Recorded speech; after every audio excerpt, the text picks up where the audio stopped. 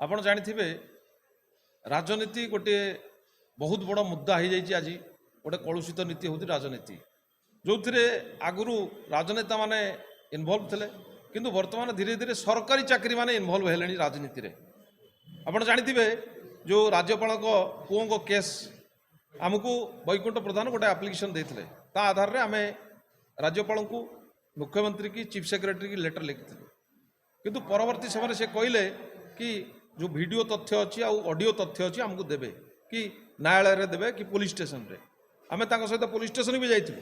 किंतु सेठी किछि भी दिया गला ना कि आमको जितला मागिलु आमे मागिलु आमको देले ना। बारंबार कहिया सत्ते कौनसी तथ्य न देवा परिवर्ते से आम एसोसिएशन को भांगिवा पई चेष्टा करथिले। से आमर कार्यकर्ता मानकु लीगल नोटिस दौचंती जी सेठी राज्यपाल जी कंप्लेन करते एगेन्स्ट कौन लीगल एक्शन ना कौन नोटिस पठे ना किंतु आम लोक कहीं आम तुमको तथ्य मागिलु सी आमको लीगल नोटिस पठाई से क्लीयर जना पड़ुछि जे यह एक राजनैतिक उद्देश्य करा जाइथिला आउ एथिरे राजनैतिक पृष्ठभूमि अच्छी जल जल होगी देखा जाउछि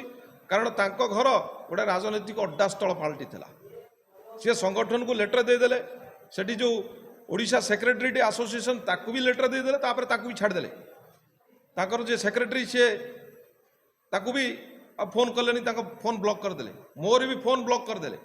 जाइकरी ताकर जो राजनैतिक आका तांको द्वारा परिचालित हेले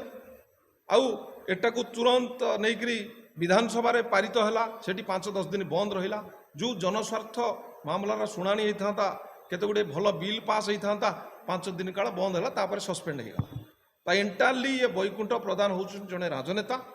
जहाँ को चाकरी छाड़ी आसी राजनीति में जॉइन करवा दरकार कारण दीटा जाक हो पारे आप जानी संविधान में लेखा अच्छी आप राजनीति करने को चाहते सरकारी चाकरी की त्याग करने पड़े अनेक आप विगत दिन देखिथे अनेक राजनेता अनेक आमर ब्यूरोक्राट्स जे कि राजनीति करने को चाहती रिजाइन देकी आसिक राजनीति करें आमे रिक्वेस्ट करूँ सरकार को मुक्त करंतु सरकारी चाकरी से आसिक राजनीति करंतु। मो ना Shri Patit Pawan Senapati all Odisha veteran soldiers association vice president आजिकार ये प्रेस मीटिंग करार उद्देश्य जे कि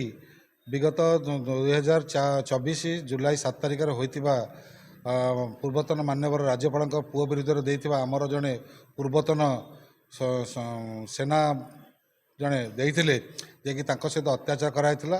तेणु से विरुद्ध में आम राजस्व ओह्लैलु तांकर कथा अनुसार तांकर लिखित अभियोग अनुसार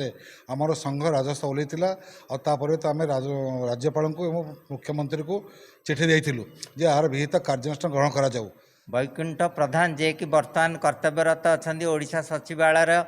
गृह विभाग रे जे कि एक स्पर्शकातर डिपार्टमेंट से डिपार्टमेंट कार्यरत थिबा वैकुंठ पूर्वतन सेनार जड़े कर्मचारी वर्तमान तांको कर्तव्य रे अत्यंत अवहेला करुछंती एवं Odisha government servant conduct rule को भायोलेसन करी 1959 मसीहार गवर्नमेंट सर्वेंट कंडक्ट रूल को भायोलेसन करी तांको कार्यकलाप जारी रखिथिबारु एवं पूर्वतन राज्यपाल पुओं विरुद्ध से जो अभियोग पत्रटी दाखल करथिला तार तांकु समर्थन देइथिला ए संघर जहाँ उद्यम थिला परवर्ती पर्यायर तदंतर जानिबा को मिलला जे से तांकर अभियोग अत्यंत भित्तिहीन जो एवं उद्देश्य कल्पित उद्देश्य प्रणोदित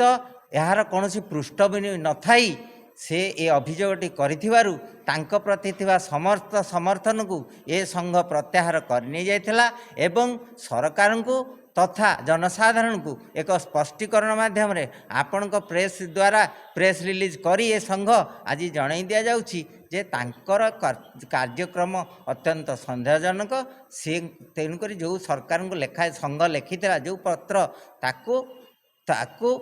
प्रत्याहार करनेला एवं इस संघर